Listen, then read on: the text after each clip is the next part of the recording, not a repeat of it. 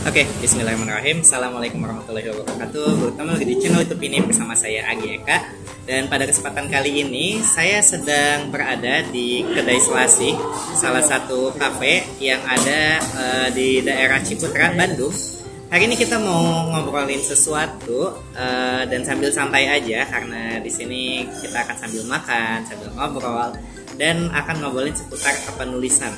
Khususnya seputar pertanyaan-pertanyaan yang mungkin ada di benak-benak teman-teman yang ingin menjadi penulis.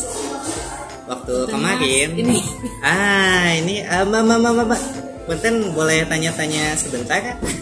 Ya. Duduk dulu, boleh Mbak. Aduh, jadi bawa. Iya, nah ini Mbak yang barusan datang dan mengantarkan minuman dan mungkin bisa mengantarkan semangat juga kepada kita semua karena ternyata Mbaknya juga suka nulis, begitu Mbak? Ya begitu. Nah, jadi kalau teman-teman yang udah ngikutin channel YouTube ini dari awal mungkin sudah tidak asing lagi dengan seseorang yang ada di sebelah saya. Beliau ini adalah salah seorang sahabat saya dari UPI ya, adik tingkat di Alkolam. Jadi di UPI itu ada UKM namanya Alkolam, di mana di sana kami belajar seputar penulisan Islami. Nah, selama kuliah beliau ini kan udah banyak nulis novel juga ya, karya fantasi gitu dan sebagainya. Waktu itu salah satu karyanya yang pernah dibedah juga di YouTube ini adalah novel berjudul Anak-anak Terakhir Moon. Begitu? Nah, beliau ini juga merupakan tamu pertama yang diundang ke channel YouTube ini. Waktu itu judulnya segmennya adalah Temu Penulis dan langsung membahas pertama kali pas baru launching novelnya ya, sebelum ke Makassar. Betul. Karena memang di luar kepenulisan beliau ini bekerja sebagai guru. Nah waktu itu sempat PPG ya, PPG betul ya, PPG di Makassar. Wih jauh banget kan. Iya. Dan hari ini kita akan ngobrolin beberapa hal yang sempat ditanyakan kepada beliau melalui Instagram @melodyampv. Jadi waktu kemarin ini Teh Melody atau Teh Eca panggilnya? Kalau ininya penulisan panggil aja Mel. Oke. Kalau bahasnya masak-masak panggil aja Mel. Kepribadian ganda. Oke, berarti di sini sekarang kita panggilnya Teh Mel ya. Siap. Nah, Teh Mel kemarin di akun Instagramnya menanyakan kepada para followers, apa pertanyaannya Teh? Kalau ketemu penulis, apa sih yang mau kalian tanyakan ke mereka? Oke, dan kali ini kita akan coba menjawab beberapa pertanyaan yang sudah masuk ke Instagramnya Teh Mel. Jadi jawabannya menurut penulis ya? Iya. Di sini penulisnya adalah kami berdua. Nanti Teh Mel bisa jawab dan saya juga akan menimpali menambahkan. Nanti kita ganti-gantian ya jawabnya. Ini awas meleleh nih saya dah. Gak apa-apa. Jadi kita sambil menjawab pertanyaan dari siapa dulu? Ini ada 6 penanya. Oke. Yang yang pertama. Oke, yang pertama pertanyaannya adalah Sebutin darinya. boleh. Dari Teteh Inti Pohon. Oke, Teh Inti Pohon. Ya. Inti dari pohon itu apa? Teh? Inti dari pohon kayu. Kayu. Kayu. Berarti dari seseorang yang berelemen kayu ya. Gue. Wih. Belum ada di Avatar kayaknya. Boleh nih daftar. Belum. Oke, katanya nanya, kakak makannya apa? Kakak makannya apa? Kakak makannya apa? Nasi. Jadi Teh Mel, sehari-hari penulis itu makannya apa? Makannya makanan yang sehat, bergizi seimbang. Apa coba? Ya makannya kayak orang biasa aja. Kalau Indonesia makannya nasi. Oke. Mau rada bule sedikit ngeroti. Mau ngejepang sedikit ngeramen. Ya pokoknya kalau makanan aku suka makan apa aja gitu. Jadi 4 sehat, 5 sempurna, 6 kenyang. Ya, 6 kenyang. Jangan makan teman aja. Aduh, jangan. Boleh makan hati. Sakitnya itu di sini, di dalam hati. Oke, nah jadi sebetulnya penulis juga sama ya, sama-sama manusia. Intinya ya makan tetap, apalagi orang Indonesia belum makan kalau belum ketemu nasi. Ada yang beda juga nih. Apa tuh? Orang Sunda. Kalau saya suka lalap. Lalap. Jadi daun mentah, daun apapun itu kayaknya aku makan. Oh. Kayaknya hidup di hutan kayaknya aku bertahan hidup deh. Itu fun fact ya. Jadi orang Sunda itu kayaknya dilepas di hutan juga bakal bertahan hidup, karena sehari-hari kami bertemunya ya lalap-lalapan gitu. Lalap segar. Tapi memang aku penggemar sayur buah. Oke. Kalau sayur buah udah kayak hidupnya tuh aman, damai, tentram, sejahtera gitu. Kalau udah sejahtera apalagi makan buah gitu. Kalau makan buah-buahan dengan lidah aku suka manis.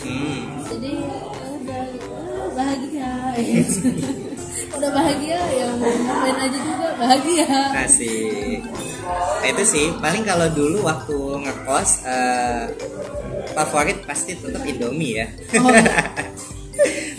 Kalau kita mau makan makanan se-Nusantara, se-Indonesia, tapi modal kamu cuma punya berapa ratus ribu dan nggak punya ongkos buat keliling Indonesia, cukup Indomie. Iya. Udah ada beda rasa. Jadi sekarang beli nasi Padang juga udah nggak perlu ke warung makan Padang.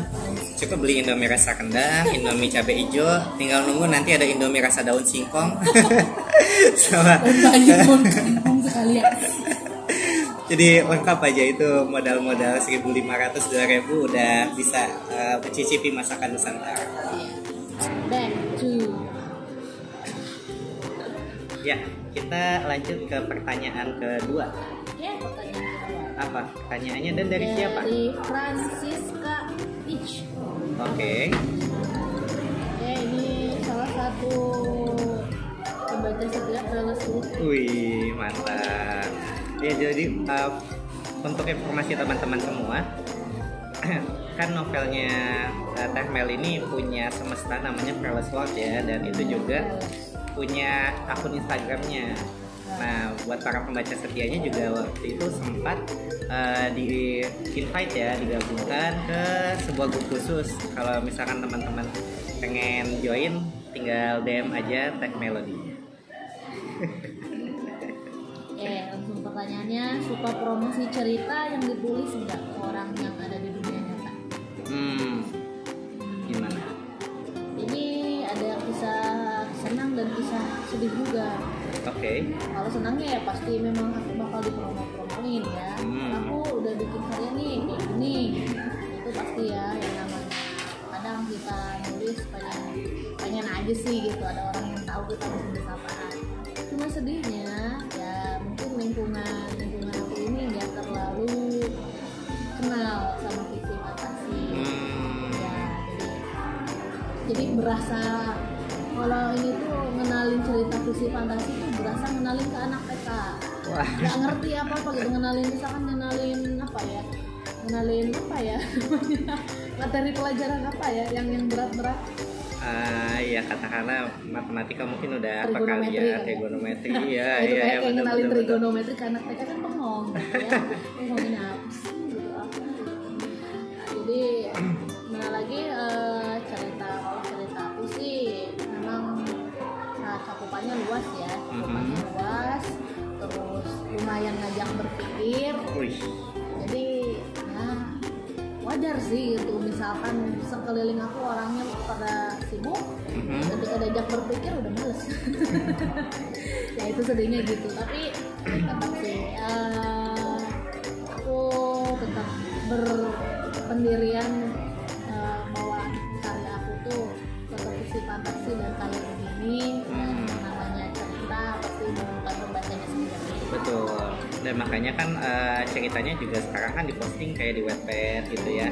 Waktu itu sempat juga di Joylada. Dan akhirnya dengan pergunakan platform seperti itu kan kita jadi ketemu pembaca-pembaca yang oh itu udah lintas pulau gitu kan.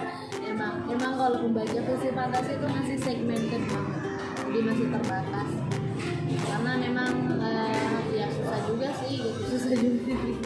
Iya. Makanya dari segi penulis juga emang sebetulnya harus rajin-rajin memperkenalkan ya ceritanya dan semestanya supaya orang-orang juga kebayang ini sebetulnya referensinya dari mana, bentuknya seperti apa gitu kan dan seterusnya. Itu ya, jadi nah kita lanjut ke pertanyaan ketiga. Pertanyaan ketiga datang dari siapa di mana? Ersa Putri WS. Oke. Ini murid aku di sekolah ya. Wow. Halo Ersa. Oh iya. FYI-nya juga Temel ini kan sebetulnya juga sehari-hari ngajar ya. Jadi guru di bidang PHP. Apa itu Jadi PHP? bisnis pengolahan hasil pertanian. Di Oh, SMK. oke. Jadi bukan PHP pemberi harapan palsu ya. Jangan yang itu Pak, jangan ditiru. Nah, jadi gimana katanya? Ya, pertanyaannya pernah hilang minat buat nulis nggak sih ibu? Kan manggilnya udah ibu ya. Oke. Salah satu manggil ibu di antara pertanyaan lain kayaknya. Terus soalnya udah beberapa bulan setiap mau nulis tapi nggak bisa. Ini gimana tuh? Kehilangan apa ya? Mungkin apa namanya writing block atau Ya, mungkin writer's lagi block. pengen istirahat. Pernah sih, pernah kayak begini. Pasti memang biasanya ada momen-momen kayak begini. Dan ini momen seperti ini kayaknya berlangsung ya aku nggak tahu ya. Setahun pernah. Gila. Tapi setahun itu tetap sih produktifnya, cuma tidak ditunjukkan, tidak di show up, tidak di apa progresnya gitu. Jadi kayak masih mentahan apalah yang ada di pikiran, catat gitu, catat berantakan, beberapa nanti bisa lagi. Oke. Memang pernah kayak gitu. Terus misalkan udah nulis tiba-tiba mandek, kayaknya itu kita belum nyelam kembali ke karya kita. Karena pikiran kita, jiwa kita udah nyasar di mana gitu. Beneran udah nyasar di mana. Bahkan aku sendiri untuk manggil jiwa aku buat yang suka nulis itu, dipancingnya itu lumayan ekstrim gitu. Pergi ke Gramedia, lihat buku-buku. Oke. Nah, lihat buku-buku itu dia udah nulis berapa hari tapi kok nggak maju-maju. Iya. Kadang gitu ya. Motivasi Ya, internalnya motivasi ya. internalnya kayak gitu. Kadang ini aku punya sedikit rahasia. Wih, apa tuh? Ya, aku punya imajiner ya. Oke. Imajiner yang bisa diajak bicara. Kadang minta mereka, udah kenapa kalian nggak bantuin aku buat nulis gitu. Tapi kadang tetap jalan. Pernah sih ya kayak gitu. Tapi yang pastinya biar jiwa kita kembali ke nulis, yang paling tepat itu sebenarnya kita berada di lingkungan orang-orang yang suka nulis. Iya. Benar, itu paling ini banget, paling kayak berpengaruh banget. Kayak misalkan kita nggak suka, katakan kita nggak suka masak, tapi ketika lingkungan kita doyan masak, sekali kita nanya itu apa, jadi kita tahu. Sekali kita bantu, jadi kita tahu caranya. Nulis juga kayak gitu. Dan kalau misalkan kita nggak nulis, coba tanya ke teman yang lagi aktif-aktifnya, lagi semangat-semangatnya, dia promosinya kayak gimana, dia cara nulisnya gimana. Wah, ternyata emang kalau mau nulis kita harus menyediakan meluangkan waktu yang lebih gitu, meluangkan waktu.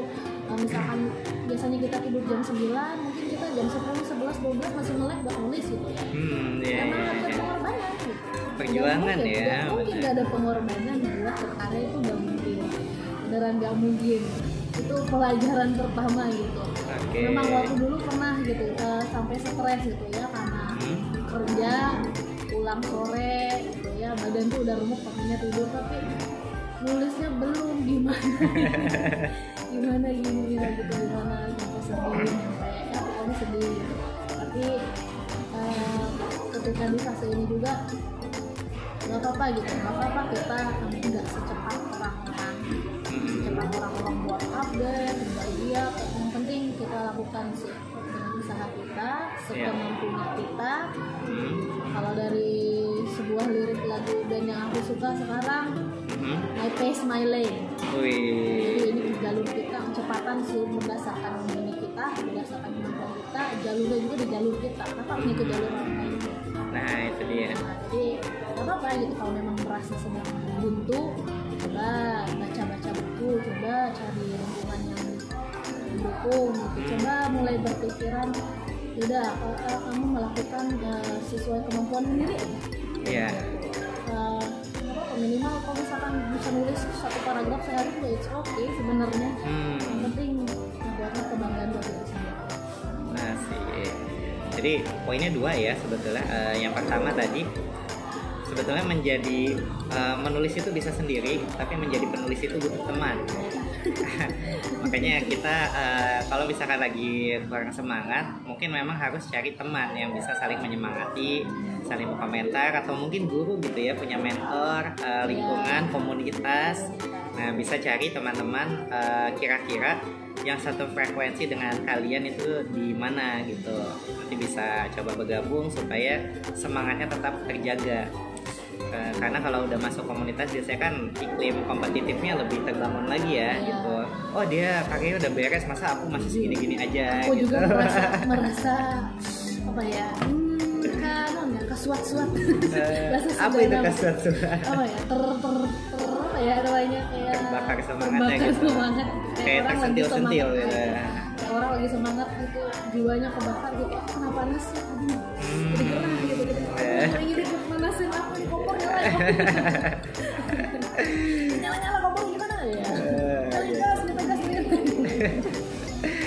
Betul. Dan yang kedua kalau misalkan kalian lagi mentok, jangan berdiam diri saja gitu. Kita bisa melakukan banyak hal lain yang produktif, misalkan membaca buku, nonton film, jalan-jalan, riset lagi gitu ya, memperkuat fondasi ceritanya supaya nanti pas udah siap untuk nulisnya itu bakal lebih lancar lagi gitu ya. Dan satu lagi sih, memahami isi pikiran sendiri ya. Kadang ya gitu, mulai mencintai diri sendiri ketika kita lagi ngeblank, bingung mau kemana, jangan benci dia, jangan itu malah bikin apa ya, bikin malah bengong gitu mau ngapain. Beneran kayak gitu. Siap. Oke, mudah-mudahan itu bermanfaat ya. Buat siapa tadi? Ersa. Yang ini Elsa. Iya. Ini memang murid aku suka nulis. Oke, semangat Ersa. Siap. Mudah-mudahan bisa segera rampung juga ya karyanya buat Ersa. Kita lanjut ke pertanyaan keempat ya. Ini dari Alonalia. Luna dari Cirebon. Gimana katanya? Dari tulisan yang ditulis ada pengalaman pribadi enggak? Ada enggak? Gimana?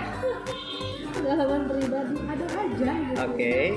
Bedanya mungkin kalau di tulisan aku modifikasi sedikit dengan agak terlalu terlalu ada aja. Kayak misalkan pribadinya yang berkaitan dengan psikologis, mungkin ketika merasa dihianati teman, ketika ditipu oleh seseorang, itu ada aku minta. Ketika jatuh cinta, Wah, jangan-jangan banyak curhatnya nih. Enggak juga. Terus yang paling ini sih pengalaman itu apa ya? Ketika mencari jati diri. Itu rata-rata memang cerita aku tuh pokoknya perempuan. Perempuan yang serampangan. Suka melakukan sesuatu dan berbuat banyak kesalahan. Begitulah kesalahan sampai memang dia harus disadarkannya dengan kesalahannya sendiri, harus diingatkan. Dan itu sih jadi banyak karakter development, pembangunan karakter dari yang begitu orangnya yang ngeselin jadi strong. Dan itu masih berjalan. Jadi mungkin ya pengalaman di situ juga pengalaman dari kita memecahkan masalah, dikasih kerjasama, dihianati dan sebagainya. Itu pengalaman paling berharga. secara tak langsung sebetulnya setiap penulis pasti pernah menyelipkan berbagai pengalaman dia ya. Cuma masalah porsi dan bagaimana mengemasnya itu kan balik lagi ke setiap penulisnya. Bahkan kan ada quotes ya yang katanya jangan pernah menyakiti hati seorang penulis karena kamu nanti akan abadi dalam karyanya. Itu betul. Makanya hati-hati nanti tiba-tiba ada penulis yang sakit hati dirimu dijadiin antagonis ya. Jadi orang-orang yang ya begitulah di sana. Tapi aku sendiri malah berterima kasih kepada karakter antagonis. Oke, tanpa mereka protagonis nggak akan ada. Benar. Akhirnya terus aku suka antagonis kayak Loki gitu kan. Nggak ada Loki Avenger nggak akan ada, tolong. Bener juga sih. Jadi memang ya setiap karakter punya peran dan fungsinya masing-masing ya. Tinggal teman-teman manfaatkan sesuai dengan porsinya. Oke, kita lanjut ke pertanyaan 5 ya. Ya, ini dari Mariana. Oke, Mariana itu kalau nggak salah dari Bandung deh. Iya, deket banget ya. Kayaknya deket deh. 1 meter ya. Oke, jadi gimana kata Teh Mer? Oke, Teh Mariana. Doyan makan apa? Ide-ide bisa muncul mulu di otak. Gimana? Kayaknya makan buku. Makan buku kata-kata. Itu makanan film. Otak ya. Itu makanan otak kan. Jadi kalau ini ya dia memperluas ide-ide. Kalau aku suka menantang diri buat membaca, menonton, mendengarkan sesuatu yang bukan kesukaan aku. Kayak dulu ini film atau novel lah. Aku nggak suka filsafat. Oh iya. Karena mikir keras. Iya sih. Dan aku fantasi sama filsafat, lebih mikir filsafat. Jadi kayak dunia Sophie gitu ya. Opa Gardner. Ya, tapi ketika membaca Princess of Tales-nya Justin Gardner, ternyata asik juga gitu. Jadi kita bisa merenung gitu dari buku itu. Oh, ternyata filsafat kayak gini asik juga. Aku nggak suka juga cerita drama. Oh iya, berarti ya, drama timpik yang gitulah. Oke. Timpik kayak gitu. Karena aku merasa SMA aku nggak sealai itu. Aku ketika SMA gitu dibandingkan nyari cinta-cintaan gitu kan anak-anak usia aku dulu gitu. Aku kayaknya lebih banyak tenggelam dalam dunia imajinasi aku sendiri, malah kebanyakan ngomong imajiner aku gitu. Walaupun ngomong sama orang sekeliling ya seperlunya gitu. Juga ikut yang sepaham kayak gitu. Sementara ini ya gitu deh. Ya begitu mencoba membaca timpik ternyata aku ketinggalan apa gitu. Kalau drama Korea nonton juga nggak? Nah ya drama Korea. Drama Korea masih ya gitu. Drama Korea dulu aku nggak sih. Oh ya masih zaman hits apa sih? EXO lupa. Apa sih Boys Before Flower? Oh BBF ya. Lagi hits banget. Aku nonton 1-2 episode nggak terlalu. Ketika sekarang nonton Reply 1994 aku suka gitu. Jadi emang harus inilah gitu terbuka terhadap segala jenis perbedaan. Kadang dari segala jenis perbedaan itu kita bisa menemukan inilah sesuatu yang baru gitu. Sesuatu yang baru itu kenapa kita tidak melakukan karya kita, jadi nanti nemuin keunikan tersendiri. Asik, iya. Dan sekarang kan lagi seneng juga sama boyband ya. Aku dari dulu suka boyband sih, tapi nggak semua boyband aku suka. Jadi gimana ya? Aku kalau suka sesuatu kayak apa ya? Zing gitu. Ngeliat tuh nggak sekali lihat langsung suka gitu. Jadi kayak udah ada panggilan kecocokan. Asik ya. Love at the first sight ya, benar. Iya, love at the first sight. Kayak emang nggak bisa diungkapkan sih dengan kata-kata. Aku juga nggak tahu kenapa bisa suka. Aku nggak pernah sesuka ini gitu ngikutin misalkan kayak boyband nggak pernah ngikutin banget gitu. Kalaupun nggak pernah kayak army gitu ya. Belum selevel itu ya. Belum kayak nggak ngikutin kehidupan sehari-hari apa idol ya kan, idolnya enggak kalau nggak dengeran lagu, oh ini lagu miskin. Tapi sekarang ketika tahu, oh ternyata gini ya kehidupannya gitu. Dan aku ada ide juga jadinya. Terpantik lagi ya. Kenapa nggak coba misalkan ada idol yang terjebak sama tokoh utama diperlihatkan di seluruh dunia, di mana tokoh utama ini harus cabut. Itu jadi satu cerita sendiri itu. ini main terus di kepala. Nah, gitulah pokoknya ya, terbuka sama segala jenis perbedaan. Siap, itu dia poin untuk nomor 5. Dan yang terakhir, last but not least, Arin Prialintang. Halo. Oke. Ini salah satu. Pertanyaannya ini boleh minta nomor HP atau minta akun IG? Ya silakan follow IG saya Melody AM Baby.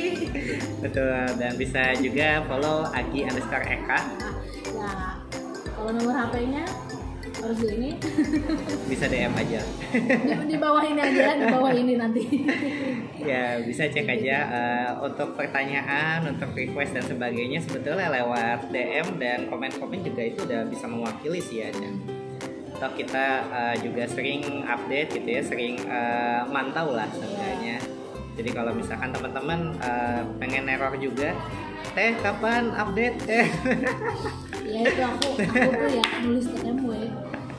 Udah setengah. Tiba-tiba misalkan ada kerjaan lain, lupa misalnya, tiba-tiba lupa gitu. Feelnya itu hilang ya gitu. Bukan lupa. Bukan udah nulisnya bab ini ya gitu. Oh iya.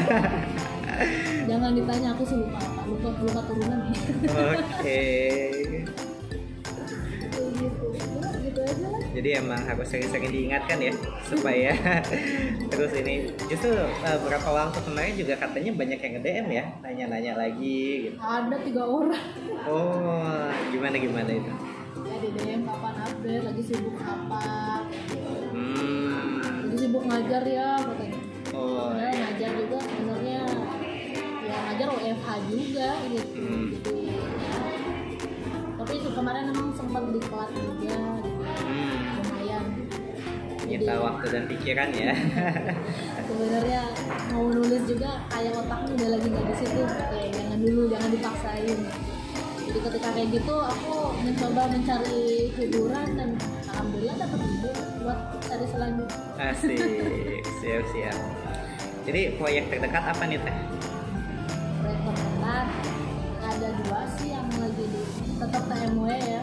Oke. Tahun ini karena aku bertekad untuk melanjutkan seri ketiga dari ada ini ya, anak-anak terakhir pun. Oke, itu ini satu seri ya. Ya itu satu seri, ada The Mortal World sama Dunia Fana, itu hari kedua. Yang ketiga nanti ada Dunia Supernatural, dan aku mau nulis Dunia Supernatural kalau aku udah nikah.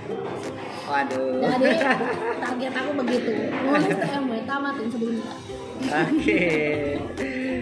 Jadi untuk teman-teman yang menantikan serial ketiganya, doakan Teh Melody cepat menikah gitu ya. Soalnya bukan kenapa-napa nih guys. Kapan menikah? Ya doakan saja. Doakan saja ya, mudah-mudahan cepat berganti statusnya. Iya. Oke, jadi teman-teman mungkin itu aja untuk Q&A kita kali ini. Makasih banget gitu ya untuk teman-teman yang sudah meniti pertanyaannya dan mudah-mudahan juga terjawab gitu dalam video kali ini. Kalau misalkan ada pertanyaan lain boleh tulis juga di kolom komentar. Siapa tahu nanti bisa kita bahas juga dalam video kolaborasi selanjutnya. Jangan lupa juga follow Teh Mel ya di @melodyampv di Instagram, Wattpad-nya juga, dan ada apa lagi? Boleh mampir ke blog relisworld.wordpress.com. Oke. Dan bisa cek juga ini ya di Fantasia, www.fantasia.id, karena di sana juga banyak program-program juga yang diadakan oleh Fantasia. Kebetulan Elder Melody MPV ini kan adalah pendirinya. Jadi ada banyak kegiatan menarik juga yang diadakan di sana. Kalau teman-teman tertarik bisa coba bergabung. Dan kami berdua juga ada kelas ya, namanya Writings Academy. Alhamdulillah sudah ada 3 angkatan sekarang dengan total peserta sampai 100. Luar biasa. Terima kasih banget untuk teman-teman. Rencananya memang kegiatan ini akan rutin ya, berlangsung setiap bulan dengan berbagai tema. Kalau misal penasaran, cek aja di Instagram agi_eka supaya nanti kalian tidak ketinggalan informasi seputar kelas terbarunya yang sudah berjalan sejauh ini. Kan ada kelas cerpen, ada kelas editing, dan bulan ini kita masuk ke resensi. Nggak tahu bulan depan ada kemungkinan kita akan membahas seputar persiapan menuju NaNoWriMo, National Novel Writing Month ya. Jadi di sana kita akan ditantang untuk menulis naskah, baik itu novel atau mungkin juga kita ubah konsepnya kayak storyal ya, bulan nulis novel, 30 hari menulis naskah, kita coba tuntaskan. Jadi akhir tahun kita udah bisa launching buku masing-masing. Buku nikah bisa. Oke. Kalau yang itu kayaknya harus cari teman duetnya dulu ya. Ya mudah-mudahan dari semua yang ada di sini termasuk juga narasumbernya bisa segera launching buku yang itu juga ya.